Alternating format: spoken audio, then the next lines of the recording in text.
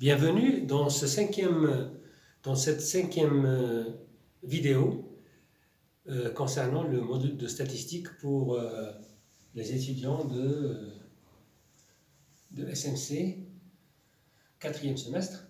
Donc on va parler dans cette cinquième vidéo sur les propriétés concernant la variance. Alors comme tout à l'heure, quand il s'agissait de propriétés concernant la moyenne, on avait par exemple des données x1 jusqu'à xn, on va les transformer par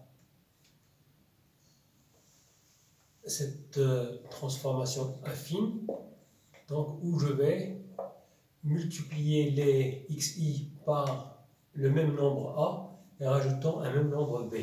Donc je vais faire la même chose pour toutes les données xn plus b. Alors on avait vu auparavant que y bar c'était ax bar plus b. Ça on l'a vu quand on avait parlé des propriétés concernant la moyenne arithmétique. Et donc on avait dit que la moyenne subissait la même transformation que les xi avaient subi. Alors maintenant, qu'est-ce qui va se passer pour la variance de ces yi? On va calculer s carré y. Donc c'est donc on peut utiliser la définition, donc c'est 1 sur n, la somme des xi, la somme des yi, moins y bar au carré. Donc on a dit que c'est la somme des axi plus b, puisque yi c'est axi plus b, moins y bar, mais y bar c'est ax bar plus b, donc moins b ici, au carré. Donc c'est 1 sur n. Vous voyez que je peux simplifier par b et factoriser par a. Donc, factorisé par a, mais c'est au carré, donc qui va sortir de la somme puisque c'est indépendant de a. Parce que le a ne dépend pas de i, donc c'est a carré, 1 sur n, la somme des xi moins x bar au carré, qui n'est autre que a carré multiplié par s carré x. Et finalement, la propriété c'est s carré des données transformées, c'est a carré s carré x. Donc un premier commentaire, c'est que la variance des données transformées ne dépend pas de b. C'est normal, puisque si par exemple on suppose a égale à 1, pour simplifier, donc je vais avoir y bar égale s carré y, c'est a carré s carré x, ça veut dire que ça ne dépend pas de ça ne dépend pas de b, voilà, puisque j'ai pris a égale à 1 et b quelconque. Donc si je rajoute b à toutes les données, la variance, elle, ne va pas dépendre de ce... pardon, donc je reprends. Alors, si je prends a égale à 1, voilà, et b quelconque, donc je vais avoir y1 c'est x1 plus b, yn c'est xn plus b. Alors à ce moment-là, s carré y c'est s carré x. Ça veut dire que la variance n'a pas changé. Et pourquoi il n'a pas changé? Parce que si je rajoute le même nombre à tous les xi, ça ne se passe pas, donc rien ne va changer au point de vue distance entre les xi. Et donc la variance, elle, qui caractérise la dispersion, ne va pas changer. Alors maintenant, je laisse tomber b, donc je prends b égale 0, je prends si a est trop petit, en valeur absolue. Si a est trop petit, en valeur absolue, c'est-à-dire a, c'est proche de 0, soit par la gauche, soit par la droite. Alors, le a carré est encore plus petit que a, et le s carré va être réduite. Et c'est normal puisque lorsque vous multipliez des nombres par une valeur très petite, ben, les valeurs ont tendance à se concentrer. Et donc s carré, c'est pourquoi elle devient petite. Contrairement à ça, si la valeur absolue de a est trop grande, lorsque vous multipliez les xi par quelque chose qui est trop grand, les distances vont augmenter entre les xi et la dispersion va être plus grande. Et donc le s carré va être très grand. Donc voilà. Donc si on veut interpréter cette relation. Alors maintenant, si on voudrait comparer deux ensembles de données,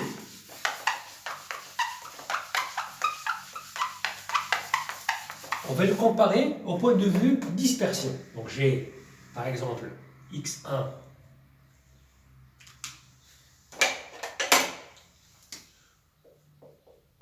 jusqu'à xn et y1 jusqu'à ym, et je veux comparer cet ensemble de données avec celui-là au point de vue dispersion.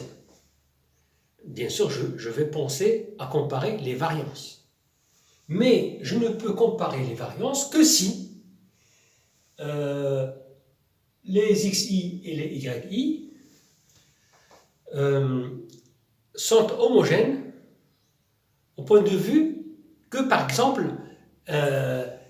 elles sont issues de deux variables, de la même variable, x par exemple, la taille, ici, chez les Marocains, et y, la taille, chez les Espagnols par exemple.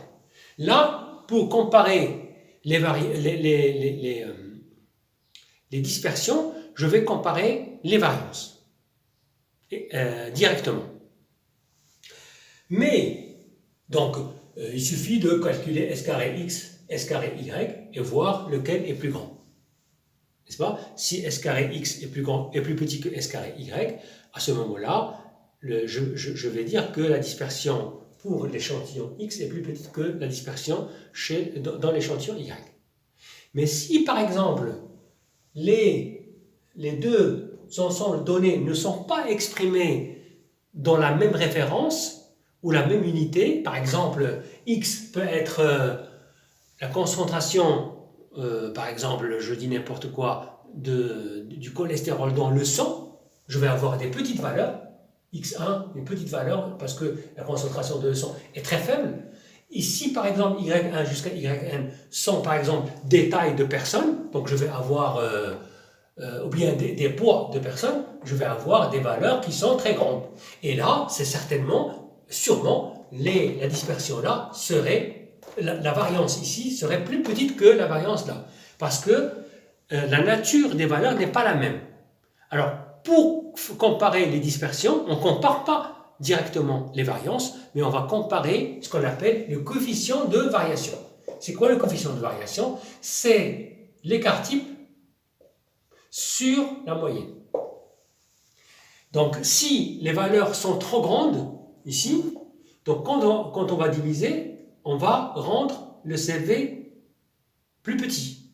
Par contre, si le x bar est trop petit, le CV, quand on va diviser par quelque chose qui est trop faible, on va avoir quelque chose de plus grand. C'est-à-dire, on va standardiser les données pour pouvoir les ramener à quelque chose de comparable. Donc, c'est pourquoi on utilise le coefficient de variation. Donc, je vais calculer le coefficient de variation là, c'est le SX sur X bar. Le coefficient de variation là, c'est SY sur Y bar. Et je compare les deux coefficients de variation pour comparer les dispersions entre les deux ensembles de données.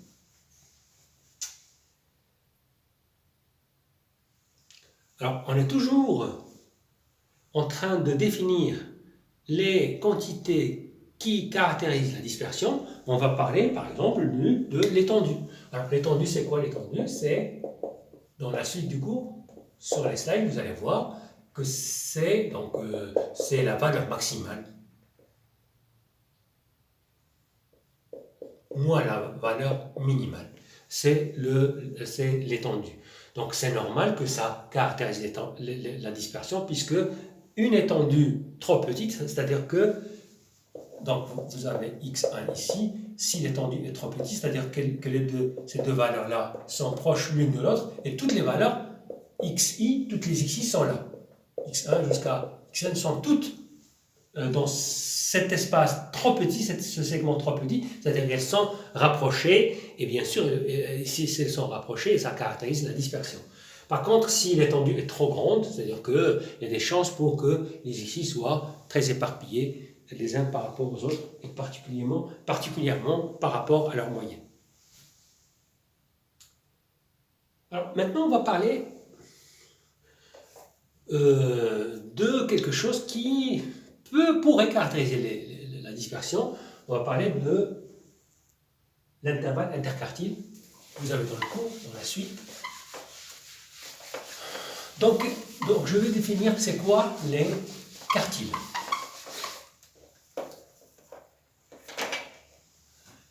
Alors,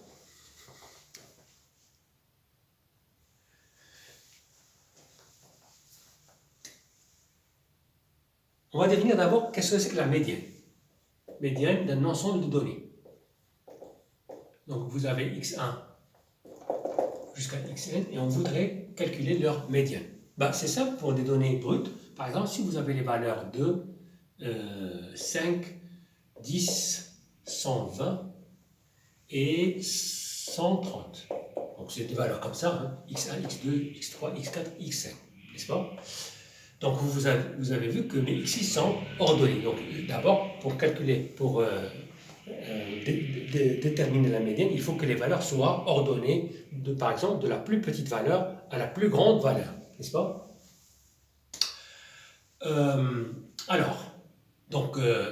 La médiane, c'est quoi? C'est la valeur qui se trouve au milieu. C'est-à-dire, c'est la valeur qui laisse autant d'observations à sa droite qu'à sa gauche. Donc, à peu près 50% à sa droite et 50% à sa gauche. Donc, la valeur qui divise l'échantillon en deux parties en nombre égal, donc là, 2, 2, hein, donc ça, c'est la médiane. Donc c'était facile parce que j'ai un nombre impair d'observations. J'ai 5 observations, n'est-ce pas? Donc c'est pourquoi j'ai une seule valeur au milieu. Mais supposons qu'on a une sixième valeur, par exemple la valeur 1. Donc dans ce cas-là,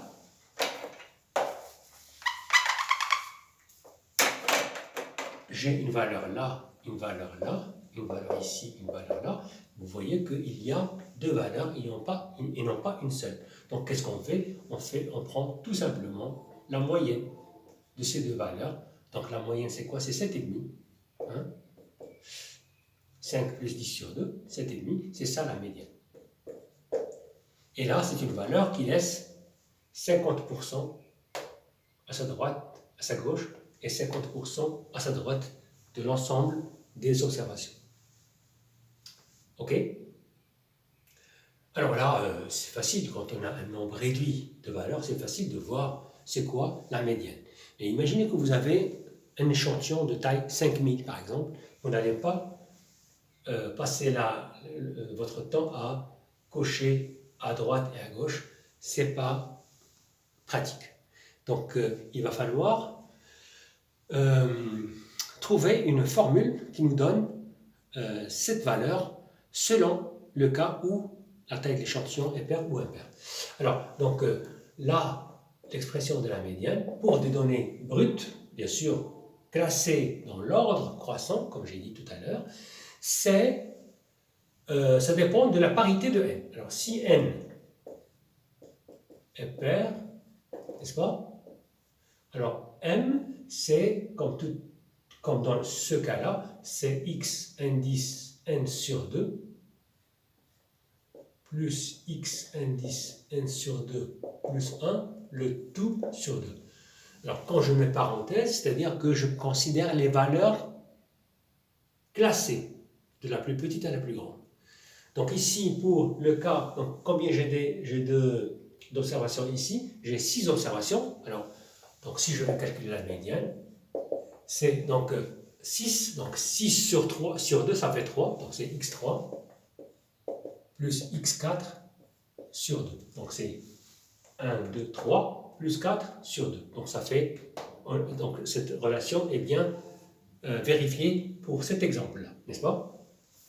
Donc c'est bon. Alors maintenant, si j'élimine le 1, comme tout à l'heure, alors on avait dit que la médiane c'était ça, et alors si n est impair, alors n c'est x indice n plus 1 sur 2, n'est-ce pas? Alors regardons c'est quoi n plus 1 pour cet exemple-là. Alors ici, n égale à 5, 1, 2, 3, 4, 5. Alors 5 plus 1, ça fait 6, plus 2, ça fait 3. Donc c'est x3. C'est 1, 2, 3. Donc c'est bien ça. Donc c'est vérifié. Donc voilà comment on détermine la médiane pour des données, brutes, mais classées de la plus petite à la plus grande valeur. Alors maintenant, c'est quoi le premier quartile? Définition du premier quartile. Donc après avoir défini la médiane, je vais définir c'est quoi le premier quartile d'un ensemble de données x1 jusqu'à xn. Alors comme vous pouvez lire, alors on vous dit si n sur 4 est un entier, si la taille de l'échantillon est un entier, si n sur 4, si n est divisible par 4, alors Q1 c'est x indice n sur 4. N'est-ce pas? Si n sur 4 n'est pas un entier, c'est-à-dire si n n'est pas divisible par 4, comme vous pouvez lire, si n sur 4 n'est pas un entier, le premier quartile Q1 est le terme de rang immédiatement supérieur à n sur 4. Donc je prends donc Q1, c'est x indice K. C'est quoi K? C'est l'entier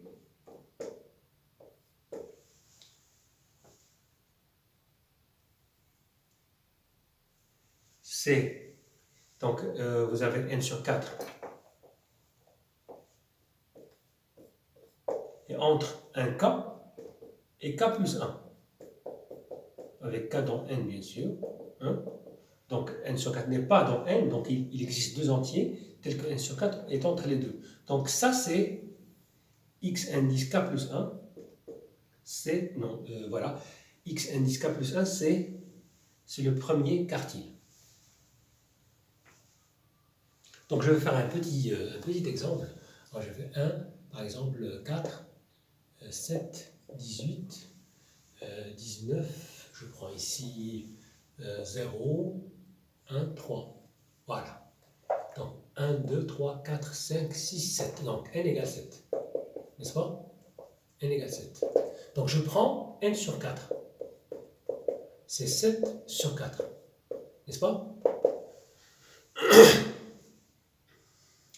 Donc 7 sur 4, ça fait quoi? Ça fait 1, quelque chose.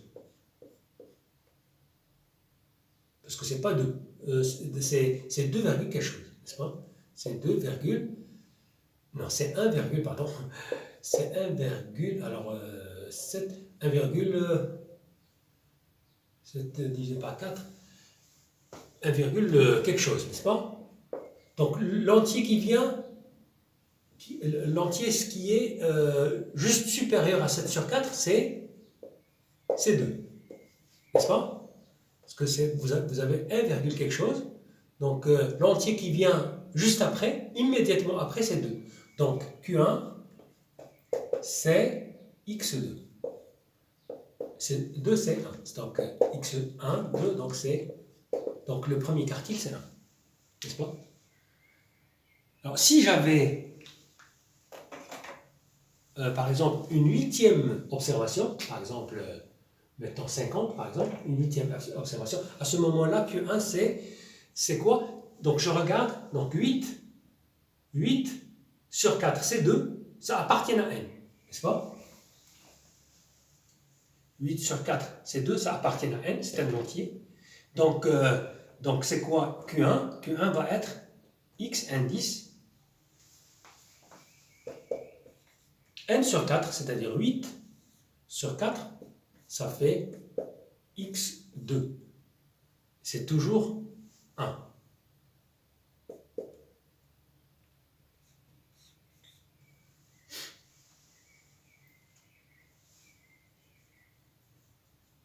N'est-ce pas? toujours 1. Donc voilà pour le calcul du premier quartile.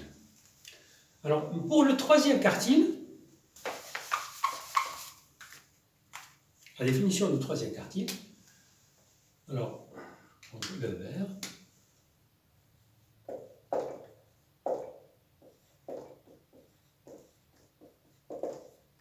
Troisième quartile, pour un ensemble donné xn jusqu'à xn. Alors maintenant, je vais, au lieu de prendre un quart de n, on va prendre 3 quarts de n. Donc, si 3n sur 4 appartiennent à n, si 4 divise 3n, alors Q1 c'est égal à x indice 3n sur 4. Alors sinon, c'est-à-dire si 3n n'est pas divisible par 4, alors, pardon, c'est pas Q1, c'est Q3. Hein? Alors Q3 c'est x indice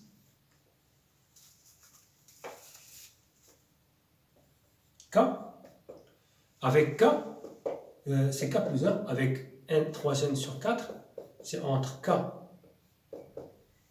strictement, K plus 1, je prends, c'est-à-dire je prends l'entier qui vient tout de suite après 3n sur 4. Alors, un petit exemple, ici même, donc, par exemple là, si j'ai les 8 observations, hein, alors c'est quoi 3n sur 4?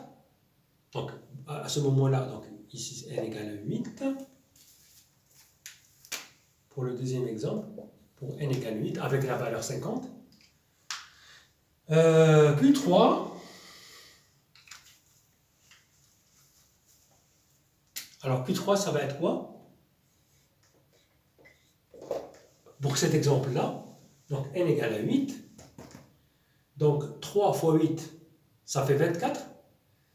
24 sur 4, ça fait 6, n'est-ce pas? Donc c'est x6. Alors x6, 1, 2, 3, 4, 5, 6. Donc c'est 18. C'est 18. Si on enlève la valeur 50, donc je reviens à la unité taille d'échantillon égale à 7, n'est-ce pas? Et Q3,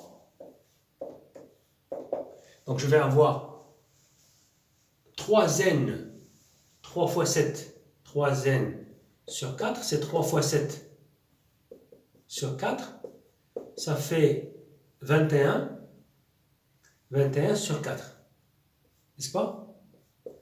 Et 21 sur 4, ça fait, 20 divisé par 4, c'est 5, donc c'est 5, quelque chose. Hein? 5, quelque chose. N'est-ce pas? Donc la valeur qui vient juste après 5, quelque chose, c'est 6. Donc Q3, c'est x6, c'est-à-dire c'est 1, 2, 3, 4, 5, 6, c'est 18. Voilà.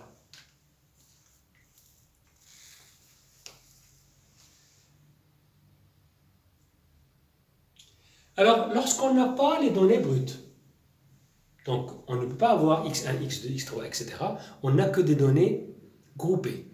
Comment faire pour avoir des approximations, mais pas les données, on ne va pas avoir exactement les valeurs exactes des 3 quartiles, mais on va avoir des approximations de ces quartiles. Alors, juste un mot avant de passer aux données brutes, aux données classées, groupées, pardon.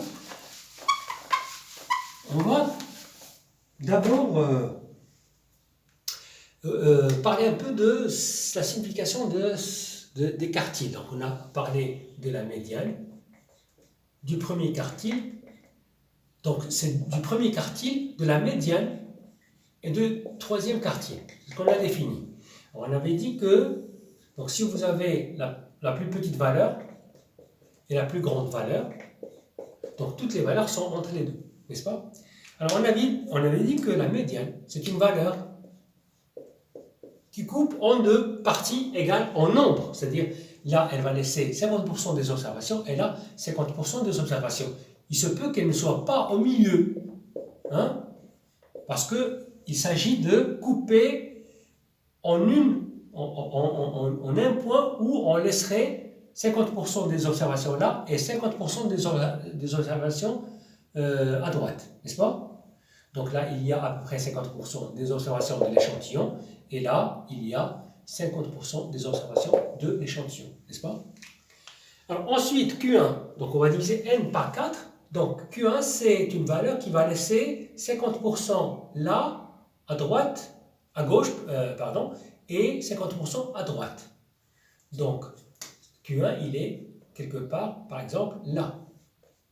Donc, il va laisser 50%, 50%. Donc, pour le tout, c'est à peu près 25%.